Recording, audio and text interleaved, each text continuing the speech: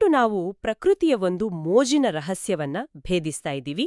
ನಮ್ಮ ಗುರಿ ಏನಪ್ಪಾ ಅಂದ್ರೆ ಪ್ರತಿಯೊಂದು ವಸ್ತುವಿನ ಒಳಗು ನಡೆಯುವ ಕಣಗಳ ಜಗ್ಗಾಟ ಅಂದ್ರೆ ಆ ಕಾಸ್ಮಿಕ್ ಟಗ್ ಆಫ್ ವಾರ್ ಹೇಗಿರತ್ತೆ ಅಂತ ಅರ್ಥ ಮಾಡ್ಕೊಡೋದು. ಹೌದು, ಇದು ಬಹಳ ಮುಖ್ಯವಾದ ವಿಷಯ. ಯೋಚನೆ ಮಾಡಿ, ನಾವು ಆಡೋ ಕ್ರಿಕೆಟ್ ಬಾಲ್ ಯಾಕೆ ಅಷ್ಟು ಗಟ್ಟಿಯಾಗಿದೆ, ಅಥವಾ ವಾಟರ್ ಬಾಟಲ್ನಲ್ಲಿರೋ ನೀರು ಯಾಕೆ ಸುಲಭವಾಗಿ ಹರಿಯುತ್ತೆ ಅಂತ. ಕರೆಕ್ಟ್. ಮತ್ತೆ ನಮ್ಮ ಸುತ್ತ ಇರೋ ಗಾಳಿ ಯಾಕೆ ಕಣ್ಣಿಗೆ ಕಾಣೋದಿಲ್ಲ ಅನ್ನೋದು ಕೂಡ ನಿಜ. ನಾವು ನೋಡುವ ಪ್ರತಿಯೊಂದು ವಸ್ತು ಕೂಡ ಕಣ್ಣಿಗೆ ಕಾಣದಷ್ಟು ಸಣ್ಣ ಸಣ್ಣ ಪಾರ್ಟಿಕಲ್ಸಿಂದ ಮಾಡಲ್ಪಟ್ಟಿದೆ. ಆದರೆ ಆ ಪಾರ್ಟಿಕಲ್ಸ್ ಹೇಗೆ ಜೋಡಣೆಯಾಗಿವೆ ಅನ್ನೋದರ ಮೇಲೆ ಎಲ್ಲವೂ ನಿಂತಿದೆ. ಅಂದ್ರೆ ಸುಮ್ನೆ ಕಣಗಳು ಒಟ್ಟಿಗೆ ಸೇರಿದ್ರೆ ಸಾಲ್ದಲ್ವಾ? ನಮ್ಮ ಇಂದಿನ ಮೂಲಗಳಲ್ಲಿ ಓದಿದ ಹಾಗೆ ಅವುಗಳ ನಡುವೆ ಒಂದು ಅದೃಶ್ಯ ಅಂಟು ಇರುತ್ತೆ. ಖಂಡಿತ. ಆ ಅದೃಶ್ಯ ಅಂಟನ್ನ ವಿಜ್ಞಾನದಲ್ಲಿ ಇಂಟರ್ ಪಾರ್ಟಿಕಲ್ ಫೋರ್ಸ್ ಅಂತ ಕರೀತಾರೆ. ಓ, ಇಂಟರ್ ಪಾರ್ಟಿಕಲ್ ಫೋರ್ಸ್ ಅಂದ್ರೆ ಸ್ನೇಹಿತರು ಗಟ್ಟಿಯಾಗಿ ತಬ್ಕೊಂಡಾಗ ಇರುತ್ತಲ್ಲ, ಆ ತರಹದ ಬಿಗಿಯಾದ ಅಪ್ಪುಗೆಯ ಬಲ ಅಲ್ವಾ? ನಿಖರವಾಗಿ ಹೇಳಿದ್ರಿ. ಕಣಗಳು ಎಷ್ಟು ಹತ್ತಿರ ಇರುತ್ತವೆಯೋ ಆ ಇಂಟರ್ ಪಾರ್ಟಿಕಲ್ ಫೋರ್ಸ್ ಅಷ್ಟು ಹೆಚ್ಚಾಗಿರುತ್ತೆ. ದೂರ ಹೋದ ಹಾಗೆ ಅದು ದುರ್ಬಲ ಆಗುತ್ತೆ. ನನಗಿದು ನಮ್ಮ ಮೈಸೂರು ದಸರಾ ನೋಡಕ್ಕೆ ಸೇರಿದ ದಟ್ಟವಾದ ಗುಂಪಿನ ಹಾಗೆ ಅನಿಸ್ತಾ ಇದೆ. ಅಂದ್ರೆ ಸಾಲಿಡ್ ವಸ್ತುಗಳಲ್ಲಿ, ಉದಾಹರಣೆಗೆ ಮರದ ಟೇಬಲ್ನಲ್ಲಿ ಕಣಗಳು ಅತ್ಯಂತ ಬಿಗಿಯಾಗಿ ಪ್ಯಾಕಿಂಗ್ ಆಗಿರ್ತವೆ. ಹೌದು ಹೌದು, ದಸರಾ ಗುಂಪಿನ ಹಾಗೆ ತೀರಾ ಬಿಗಿಯಾದ ಪ್ಯಾಕಿಂಗ್. ಸಾಲಿಡ್ಗಳಲ್ಲಿ ಈ ಇಂಟರ್ ಪಾರ್ಟಿಕಲ್ ಫೋರ್ಸ್ ಬಹಳ ಸ್ಟ್ರಾಂಗ್ ಆಗಿರುತ್ತೆ. ಮತ್ತೆ ಕಣಗಳ ನಡುವಿನ ಜಾಗ ಅಂದ್ರೆ ಆ ಇಂಟರ್ ಪಾರ್ಟಿಕಲ್ ಸ್ಪೇಸ್ ತೀರಾ ಕಡಿಮೆ ಇರುತ್ತೆ ಅಲ್ವಾ? ಅದಕ್ಕೆ ನಾವು ಮರದ ಟೇಬಲ್ ಒಳಗೆ ಕೈ ತೂರ್ಸಕ್ಕಾಗಲ್ಲ. ಕರೆಕ್ಟ್. ಕೈ ತೂರಿಸಲು ಅಲ್ಲಿ ಜಾಗವೇ ಇರಲ್ಲ. ಆದ್ರೆ ಇಲ್ಲಿ ಒಂದು ಆಸಕ್ತಿದಾಯಕ ವಿಷಯ ಇದೆ. ಇಷ್ಟು ಬಿಗಿಯಾಗಿದ್ರೂ ಆ ಪಾರ್ಟಿಕಲ್ ಸಂಪೂರ್ಣವಾಗಿ ಸ್ತಬ್ಧವಾಗಿರಲ್ಲ. ಅರೆ ಹೌದಾ? ನನಗವು ಕದಲೋದೇ ಇಲ್ಲ ಅಂತ ಅನ್ಸಿತ್ತು. ಇಲ್ಲ ಇಲ್ಲ, ಅವುಗಳಿಗೆ ಓಡಾಡಲು ಜಾಗ ಇಲ್ಲದಿದ್ರೂ ತಮ್ಮ ಜಾಗದಲ್ಲೇ ನಿಂತು ಅವು ವೈಬ್ರೇಟ್ ಆಗುತ್ತಿರ್ತವೆ. ಓ, ತಮ್ಮ ಜಾಗದಲ್ಲೇ ವೈಬ್ರೇಟ್ ಆಗುತ್ತವೆ. ಈ ಬಿಗಿಯಾದ ಜೋಡಣೆಯಿಂದಲೇ ಸಾಲಿಡ್ ವಸ್ತುಗಳಿಗೆ ಒಂದು ಫಿಕ್ಸ್ಡ್ ಶೇಪ್ ಮತ್ತೆ ಫಿಕ್ಸ್ಡ್ ವಾಲ್ಯೂಮ್ ಇರುತ್ತೆ ಅಲ್ವಾ? ಖಂಡಿತ.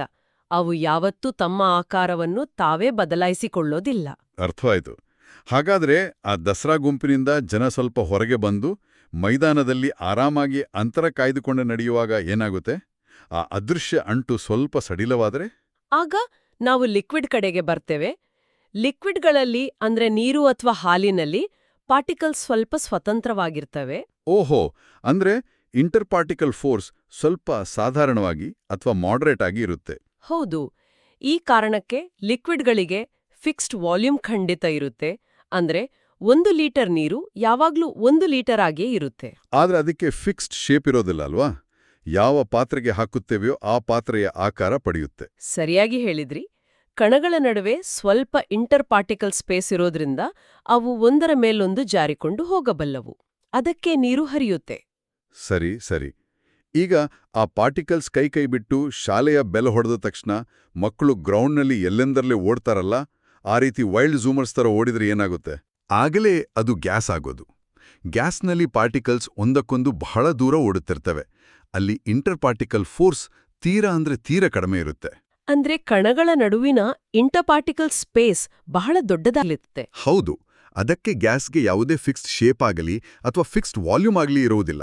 ವಾವ್! ಅಂದ್ರೆ ಒಂದು ಸಣ್ಣ ಬಲೂನೊಳಗೂ ತುಂಬಬಹುದು ಅಥವಾ ಇಡೀ ದೊಡ್ಡ ಕೋಣೆಯನ್ನು ತುಂಬಿಕೊಳ್ಳುವ ಹಾಗೆ ಹರಡಿಕೊಳ್ಳಬಹುದು. ಖಂಡಿತ. ಇಲ್ಲಿ ಇನ್ನೊಂದು ಮುಖ್ಯವಾದ ವಿಷಯ ಇದೆ. ಲಿಕ್ವಿಡ್ ಮತ್ತೆ ಗ್ಯಾಸ್ ಎರಡರಲ್ಲೂ ಕಣಗಳು ಸುಲಭವಾಗಿ ಚಲಿಸಬಲ್ಲವು ಮತ್ತೆ ಹರಿಯಬಲ್ಲವು.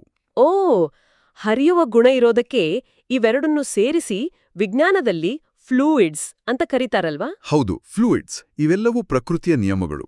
ನಾವು ಗಟ್ಟಿ ನೆಲದ ಮೇಲೆ ಓಡಾಡಲು, ಬಾಯಾರಿಕೆಯಾದಾಗ ನೀರು ಕುಡಿಯಲು, ಇದೆಲ್ಲದಕ್ಕೂ ಇದೇ ಕಾರಣ. ಮತ್ತೆ ನಾವು ಉಸಿರಾಡಲು ಗಾಳಿ ಸಿಗೋಕ್ಕೂ ಕೂಡ ಕಣಗಳ ನಡುವಿನ ಈ ಇಂಟರ್ ಪಾರ್ಟಿಕಲ್ ಫೋರ್ಸ್ ಮತ್ತೆ ಅವುಗಳ ಪ್ಯಾಕಿಂಗ್ ಕಾರಣ. ನಿಜ. ಪ್ರತಿಯೊಂದು ವಸ್ತುವಿನ ಗುಣವನ್ನು ನಿರ್ಧರಿಸುವುದು ಈ ಸಣ್ಣ ಪಾರ್ಟಿಕಲ್ಸ್ನ ದೊಡ್ಡ ಜಗ್ಗಾಟವೇ. ಇಂದಿನ ಅಧ್ಯಯನದಲ್ಲಿ ಬಹಳಷ್ಟು ಮೋಜಿನ ವಿಚಾರಗಳನ್ನ ನಾವು ಅರ್ಥ ಮಾಡಿಕೊಂಡೆವು. ಮುಗಿಸುವ ಮುನ್ನ ಒಂದು ಕುತೂಹಲಕಾರಿ ಯೋಚನೆ ಮಾಡೋಣ. ಹೇಳಿ, ಏನದು? ನಮ್ಮ ಸುತ್ತಲಿನ ಪ್ರತಿಯೊಂದು ವಸ್ತುವೂ ಈ ಕಣಗಳ ಅಂಟಿನಿಂದಲೇ ಆಗಿದೆ ಅಂತ ಗೊತ್ತಾಯ್ತು. ಒಂದು ವೇಳೆ ನಾವೆಲ್ಲರೂ ಕುಳಿತಿರುವ ಈ ಗಟ್ಟಿಯಾದ ಸಾಲಿಡ್ ಕಟ್ಟಡದ ಗೋಡೆಗಳೊಳಗಿನ ಕಣಗಳ ಆಕರ್ಷಣಾ ಶಕ್ತಿ ಒಮ್ಮಿಂದೊಮ್ಮೆಲೆ ಸಡಿಲವಾಗಿ ಗ್ಯಾಸ್ನಂತೆ ದುರ್ಬಲವಾದ್ರೆ ಏನಾಗ್ಬಹುದು? ಓ, ಅದು ಬಹಳ ವಿಚಿತ್ರವಾದ ಕಲ್ಪನೆ. ಹೌದಲ್ವಾ? ಆ ಗಟ್ಟಿ ಗೋಡೆ ಇದ್ದಕ್ಕಿದ್ದಂತೆ ಗಾಳಿಯ ಹಾಗೆ ಹಾರಿ ಹೋದ್ರೆ ಹೇಗಿರುತ್ತೆ ಅಂತ ಕಲ್ಪನೆ ಮಾಡ್ಕೊಳ್ಳಿ. ಇದನ್ನ ಯೋಚಿಸ್ತಾ ಇರಿ, ಮುಂದಿನ ಬಾರಿ ಸಿಗೋಣ.